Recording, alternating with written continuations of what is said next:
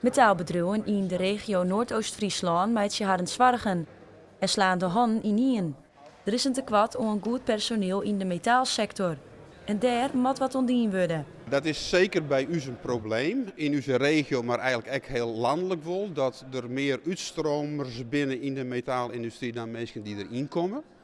En dat is uiteindelijk wel het doel om de sector wat beter op elkaar te zetten, om duidelijk te maken hoe leuk het is om hier aan de slag te gaan. Een hele klus.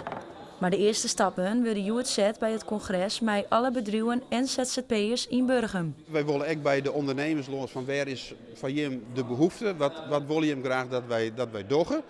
Ja, en dan maak je een plan de campagne.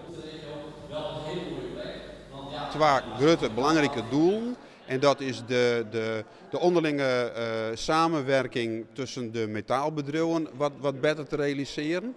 En wij willen de mensen die net zo bekend zijn bij de metaalindustrie laten zien wat voor mooie, belangrijke, grote sector dat eigenlijk wel net is in onze regio.